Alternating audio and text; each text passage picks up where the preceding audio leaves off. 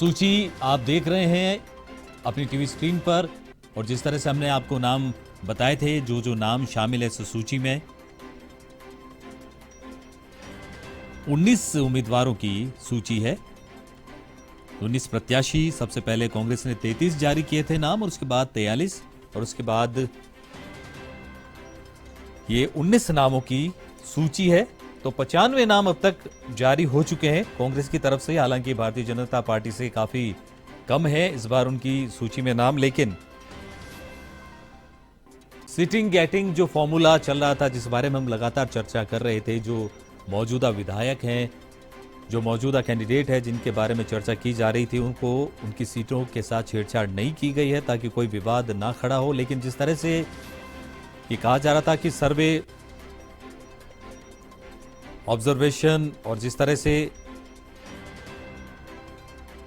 अलग अलग जगहों पर सर्वे करने के बाद ये कहा जा रहा था कि योग्य कैंडिडेट ही उतारे जाएंगे, तो वो सारे मापदंड, और इसके बाद लगता है कि जो सिटिंग एमएलए है, जो विनिंग सीट्स हैं, जो आलाकमान की नजरों में ये तय करते हैं कि ये जरूर इस सीट को फिर से निकाल कर ले आएंगे, और कांग्रेस को इस बार भी रिपीट करने में वो अपनी अहम भूमिका निभाएंगे।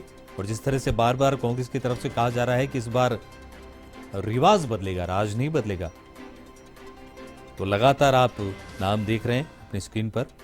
और कुछ नामों को, जैसे धौलपुर से शोभा रानी कुशवाहा, और कुछ और नाम थे, जब अशोक गहलोत ने सभा के दौरान ही कुछ नामों का खुलासा कर दिया था, तो कहीं ना कहीं उन्होंने नाम पहले से ही बता दिए थे।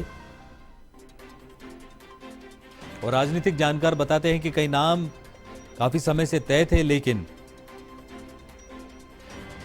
प्रतिद्वंदी जो पार्टी है, विपक्षी पार्टी है,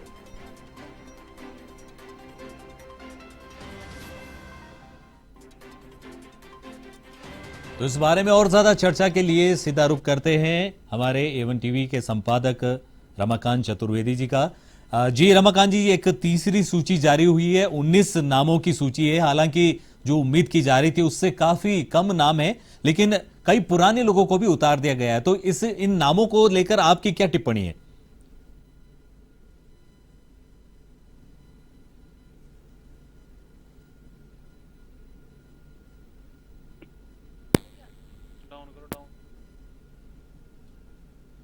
मुझे लगता है मेरी आवाज वहां तक नहीं पहुंच पाई, तो एक बार मैं फिर से प्रयास करता हूं। हमारे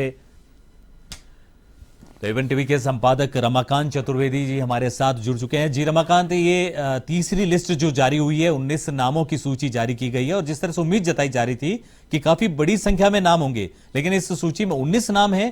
तो ये 19 नाम क्या कितने प्रभावशाली सीटें हैं, और क्या इन नामों के पीछे की गणित है, थोड़ा सा समझना चाहेंगे आपसे।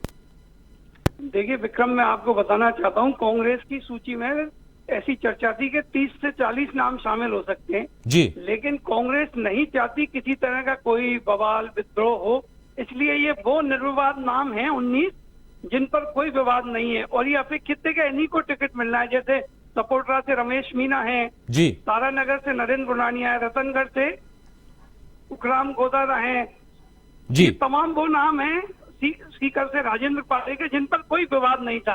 तो कांग्रेस चाहती है कि पहले उन सीटों को क्लियर किया जाए जिन पर किसी तरह का कोई विवाद नहीं है।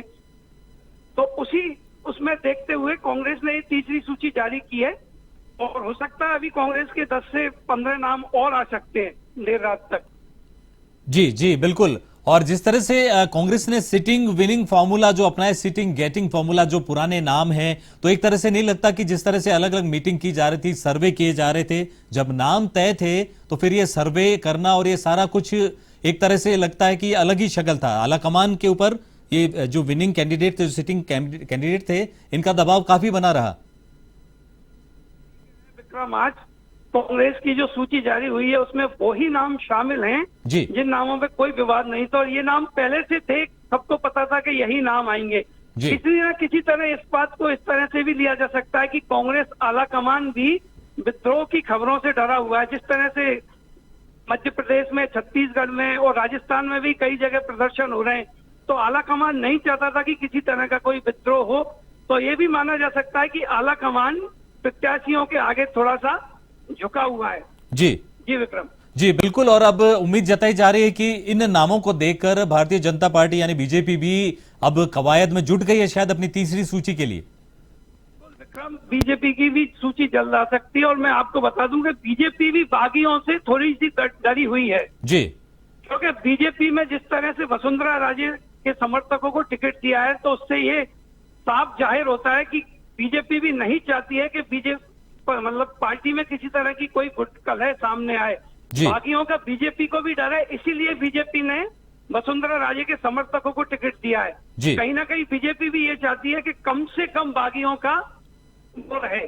जी जी बिल्कुल। और जिस तरह से देखा जा रहा है कि सूची नाम जो जारी करने की जो कवायद है इसको लंबा कर दिया गया। ज्यादातर ये देखा जाता है कि प्रत्याशी मैदान में आते हैं और अपने अपने प्रचार में जुट जाते हैं, लेकिन इस बार दोनों ही पार्टियां थोड़े थोड़े नाम जारी करके कुछ अलग तरह का ही माहौल बना रही है।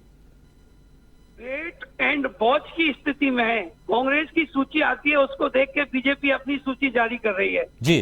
तो ऐसा लगता है कि कहीं भी दोनों पार्टियां ये नहीं चाहती हैं कि किसी तरह पार्टी में असंतोष के सुर निकले, लेकिन चूंकि कई सीटों पर ऐसा हुआ भी है, पहले ऐसा माना जा रहा था कि कुछ सीटों पर प्रत्याशी चेंज हो सकते हैं, दोनों पार्टियां फीडबैक ले रही हैं, लेकिन आज पीसीसी चीफ गोविंद सिंह डोटासरा ने क्लियर कर दिया था दोपहर में कि कांग्रेस से किसी का भी टिकट बदला नहीं जाएगा। तो यही इसका संकेत है कि कांग्रेस ने जो प्लानिंग पहले की हुई है उसमें कोई बदलाव नहीं होगा और जो प्रत्याशी सेलेक्ट थे उन्हीं को टिकट दिया जाएगा। जी विक्रम। जी जी बिल्कुल। और बहुत बहुत धन्यवाद इस तमाम जानकारी का। और जिस तरह से रमाकांत चतुर्वेदी संपादक एवन टीवी चर्चा कर रहे थे और ये बात सामने आ रही थी कि जो सिटिंग विधायक है, जो सिटिंग गेटिंग जो फॉर्मूला चल रहा है कांग्रेस का, उसी पर कांग्रेस ने कंटिन्यू करते हुए फिर से नाम दिए, लेकिन इस बार 19 नाम जारी किए गए। तो थोड़े थोड़े नाम जारी करना ये भी एक अलग तरह का एक स्ट्रगल बन गया, एक अलग तरह का सस्पेंस बन गया है। जो जिस तरह से प्रत्याशियों के नाम जारी होने के बाद एक मैदान में सीधी भिड़ंत होती थी, नाम खुल जाते थे, प्रत्याशी अपने अपने क्षेत्रों में जाकर प्रचार प्रसार शुरू करते थे, लेकिन उससे पहले का तो जो प्री लिस्ट जो एक जो समय रहता है लिस्ट जारी होने से पहले, तो वो एक अलग तरह का इस बार चुनाव में देखा गया, जब थोड़े थोड़े नाम जारी किए गए और उन नाम जारी होने के साथ ही कुछ और विवाद भी कुछ बढ़ गए। और कहीं कहीं तो ये भी कयासे लगाए जा रहे हैं कि कई नाम बदले भी जा सकते हैं। तो इन सबको देखते हुए शायद कांग्रेस ने नामों की संख्या थोड़ी सीमित कर दी है। तो थोड़ा समय वो इन नामों को जारी करने के बाद देखती है। जो भी बात चल रही थी वेट एंड वॉच की स्थिति की, जरा ये नाम जारी कर दें, उसके बाद देखें कि इनका रुख क्या रहता है, उनके क्षेत्र में क्या किस तरह का रुझान आता है, क्या विरोध बनता है, या फिर कोई और नाम, कोई और चेहरा जो असंतोष से भरा हो वो अपना नाम इस लिस्ट के आते ही जारी कर देता है, विद्रोही के रूप में बाहर आ जाता है, बागी बन जाता है। तो ये सारे समीकरण देखने के लिए और इस समीकरण बनने के बाद डैमेज कंट्रोल के लिए भी कुछ समय चाहिए होता है। तो शायद यही कुछ सोचकर एक समय लिया जा रहा है और कुछ नाम एक साथ जारी नहीं करके कुछ नाम जारी किए जा रहे हैं, ताकि समय मिल सके। अलग अलग स्थानों पर जो राजनीति के जानकार है वो ये बताते हैं कि एक साथ नाम जारी करने पर अगर अलग अलग जगहों पर कहीं असंतोष की स्थिति होती है तो उन जगहों को एक साथ संभालना जरा मुश्किल काम होता है। लेकिन अगर कुछ नाम पहले से तैयारी करके जारी कर दिए जाएं, उन प्रत्याशियों के नाम घोषित कर दिए जाएं, तो उस चीज को संभालना, वहां डैमेज कंट्रोल करना थोड़ा आसान रहता है। और इस बार देखा गया है कि कई जगहों से कई कैंडिडेट्स अपना नाम तय मान रहे थे, दावेदारी भी जता रहे थे, और लिस्ट निकलने के बाद जब उनके नाम नहीं आए तो उनके विद्रोह के स्वर भी सामने आए और कुछ पत्ते अभी भी खुलना बाकी है। तो प्रत्याशियों के नामों के घोषणा से पहले जो ये माहौल बना है ये भी बड़ा रोचक नजर आ रहा है राजस्थान के रण में, जब एक गेम की तरह कुछ नाम कांग्रेस की तरफ से आए जाते हैं तो कुछ नाम बीजेपी की तरफ से जाते हैं, और जो असंतोष के कारण जो पार्टी में अपना विद्रोही रूप अख्तियार कर बाहर आते हैं तो तीसरे दल उनको अपने साथ मिलाने के लिए आतुर खड़े नजर आते हैं। तो कुछ इसी तरह का सिनेरियो बन रहा है और अब कांग्रेस की नजर इस पर होगी कि इन 19 नामों की घोषणा के बाद उनके इन प्रत्याशियों के क्षेत्र से किस तरह का फीडबैक आता है, क्या कोई विद्रोह होता है या कोई और नाम या कोई और चेहरा जो अपने आप को इनसे योग्य मान रहा था और उसका नाम नहीं आता है तो उसको कैसे साधना है, या फिर अगर कोई किसी तरह का विद्रोह नहीं होता है तो किस तरह से इन्हीं नामों के साथ आगे बढ़ना है और सीधे सीधे इस चुनावी रण में उतर जाना है। तो लगातार एवन टीवी के दर्शकों को हम अपडेट दे रहे थे और यह बताया जा रहा था कि आज कांग्रेस की तीसरी सूची जारी हो जाएगी और वो सूची आपके सामने है। इस लिस्ट में 19 नाम हैं, कुछ एक जो खास जगहों को छोड़कर रिपीट माना जा रहा है, कुछ नाम जो सिटिंग एमएलए थे, सिटिंग गेटिंग फॉर्मूला जो बताया जा रहा था। तो अब उम्मीद जताई जा रही है कि इस सूची के बाद भारतीय जनता पार्टी की भी सूची जारी हो सकती है। हालांकि कांग्रेस ने अभी कम पत्ते खोले हैं, बीजेपी ने बहुत जल्दी शुरुआत कर दी थी लेकिन उसके बाद थोड़ा समय ले लिया।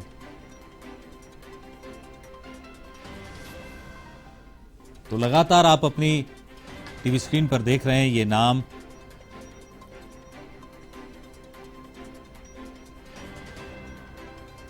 और इस बीच में कई राजनीतिक घटनाक्रम भी हुए। राजस्थान में जिस तरह से ईडी की कार्रवाई हुई कांग्रेस के शीर्षस्थ नेताओं पर और जिस तरह से पूरे दिन अफरा तफरी का माहौल रहा, इस बीच में सूची थोड़ी लेट हुई लेकिन सूची तय थी आना और एक निश्चित समय पर वो सूची जारी कर दी गई।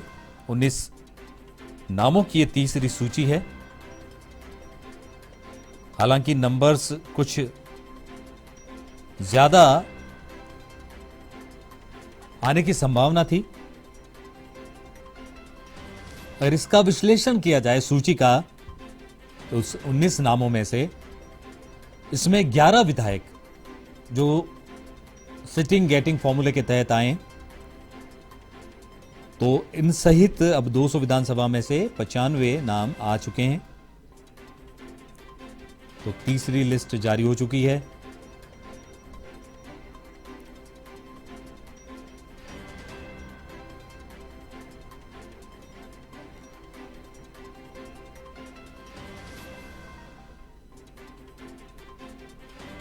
कुछ जगहों से अगर हम इसमें गौर करें तो जैसे सहाड़ा की बात की जाए तो सहाड़ा में जो विधायक गायत्री देवी, उनको टिकट ना देके उनके रिश्तेदार है, उनके देवर को उम्मीदवार बनाया गया है। और जैसे हम पहले चर्चा कर रहे थे कि भारतीय जनता पार्टी में धौलपुर से भारतीय जनता पार्टी को छोड़कर कांग्रेस में आई बीजेपी विधायक जो थी पहले, शोभा रानी कुशवाहा, उनको टिकट दे दिया गया। काफी विवादों में उनका नाम रहा था, काफी ड्रामेटिक सिचुएशन हुई थी। तो उसके बाद अब 19 नाम सामने हैं जिसमें ज्यादातर वो नाम है जो तय माने जा रहे थे, वो नाम है जो सिटिंग गेटिंग फॉर्मूला के तहत फिट बैठते हैं